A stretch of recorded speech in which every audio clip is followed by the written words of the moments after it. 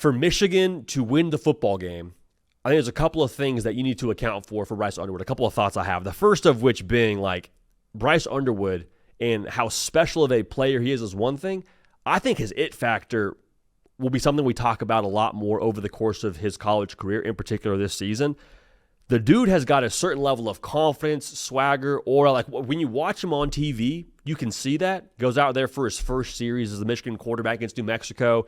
And you would think like, hey, I know it's New Mexico, but still, first game, first start, night game, intense atmosphere. You would think there would be some shaky hands, acclamation kind of plays. Dude's like hyping the crowd up, walking out there for his first drive, like looking like he's a freaking 3-year starter.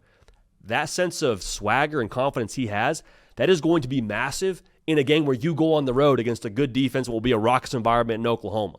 And I say it's obviously crucial for Bryce Underwood to kind of have that sense about himself. All right, confident players usually play better in big environments, pretty much the way this whole thing goes.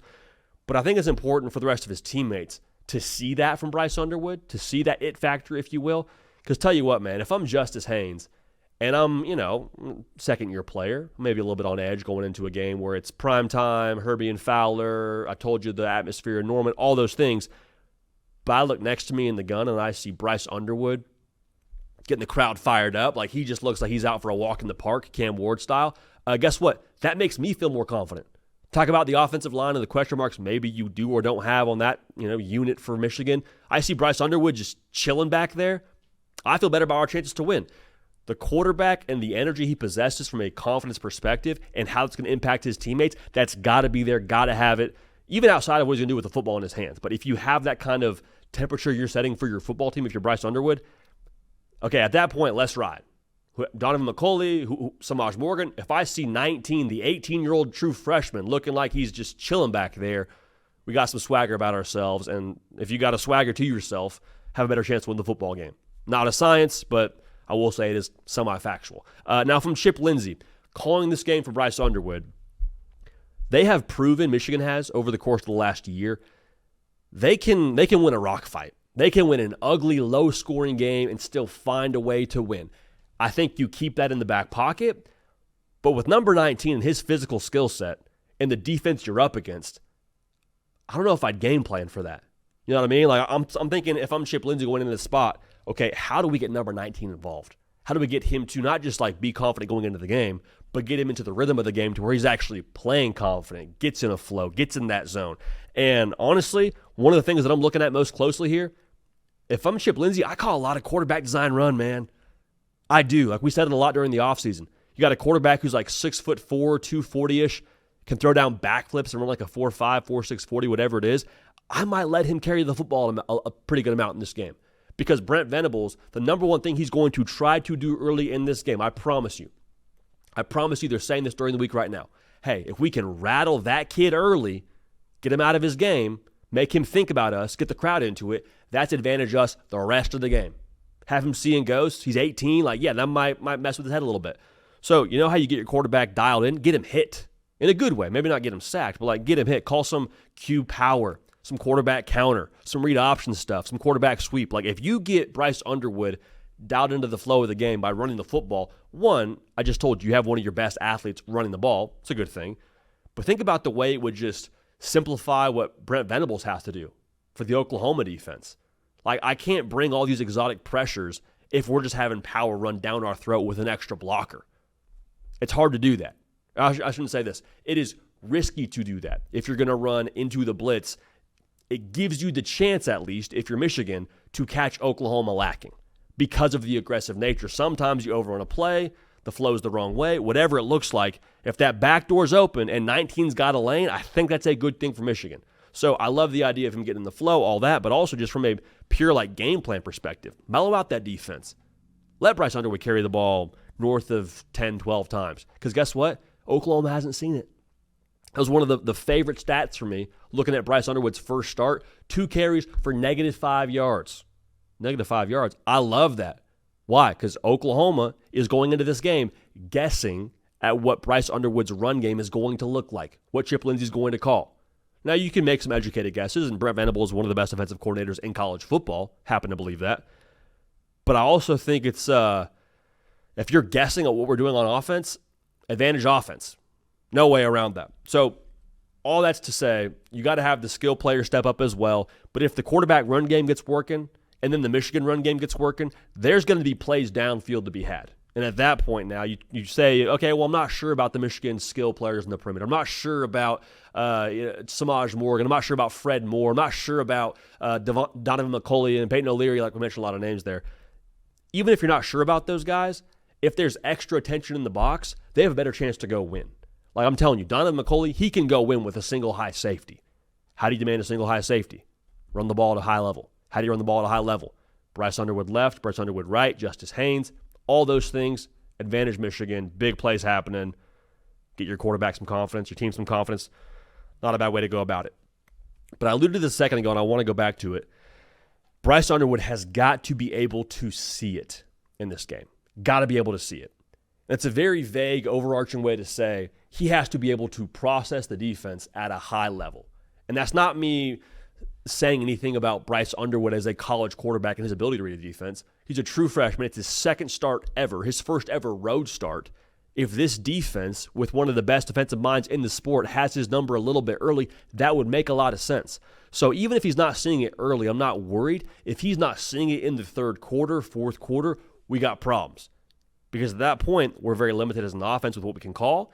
We worry about our quarterback's confidence. All those things, to me, make me a touch nervous as to how this game could progress. So not rocket science there, but Bryce Underwood being able to process the defense early is huge. Also, Chip Lindsey, make it easy for my guy. Like, if you watch what Jackson Arnold did against Baylor, he wasn't thinking. He's playing football. I love Bryce Underwood as a quarterback and his ability to process the defense long term. In this spot, though, Chip Lindsey, let him play ball. Cut him loose. Let him play free. Give him 1 to 2 reads. Let him go. That's what I want to see from Michigan and Bryce Underwood in this spot. Now, as we're prepping for the segment, too, we talked a lot about the spot for the quarterbacks in Florida State, Bama, and Caden Smith, producer of the Hard Count, brought up a great point as we're getting ready for this. It's almost house money for Bryce Underwood. Like, I know it's a big spot. I know it's a tremendous statement opportunity for Michigan, and it's a tremendous opportunity for them to set themselves up for the college football playoff path. But, like, if Bryce Underwood goes out there and plays poorly, he's 18. First road start ever. First start ever against a P4 opponent. Like, would we really be pounding the alarm as to what Bryce Underwood's going to be as the quarterback at Michigan if he doesn't light it up against Oklahoma? I wouldn't be. I don't think anybody that you should listen to would be, honestly, quite frankly. Like, I think there's a lot there for Bryce Underwood to where, with that being the pretense here, you would hope there's some ability for him, whether it be the staff talking to him during the week, whether it's Bryce Underwood and Sharon Moore sitting down before the game on a Friday night in the hotel where he just says, hey, man, cut it loose. Play your style of ball. We got nothing to lose here, man. Like, maybe on paper there's something to lose, but in terms of, like, the big picture here, there's nothing to lose. And if Bryce Underwood plays awesome and they lose, what's he going to be in October? What's Bryce Underwood going to be in November when they go play Ohio State in Ann Arbor? Probably better than what he is in this first ever start on the road. So Bryce Underwood, a lot in front of him, a lot of, I think, potential in front of him here. So I'm excited to watch Bryce Underwood cook a little bit. And I picked Oklahoma, but I keep going back to this. I would not be shocked at all if a generational talent in Bryce Underwood looks the part in a massive spot with everyone watching. You just kind of get the feeling like if Bryce Underwood is who we believe he's going to be, he's going to be up for the big moments. So even if they don't win the football game, I have this thought in my mind of Bryce Underwood still announcing himself and arriving in the world of college football in his second ever start, first one on the road as an 18-year-old. That's why they play the games, man. Cato, you were an individual who picked Michigan to make the playoff before the year even started. And I said on the show a couple of times, like, as we get closer and closer to the season, I feel less and less confident not putting Michigan in the playoff. Not backtracking, not saying we were just totally wrong on our side, but I am a little bit envious of you holding that Michigan playoff card currently in your back pocket. Expectations for Bryce Underwood in this spot. Just thoughts on his spot in general going into this one in Norman. Yeah, you mentioned it. I brought it up in the pre-show meeting. Like, what an amazing opportunity for Bryce Underwood. Like, you would think with a player getting as much money as he did as a high schooler, it comes with a lot of pressure, but he's expected to be at Michigan for 3 years, and this is his second game.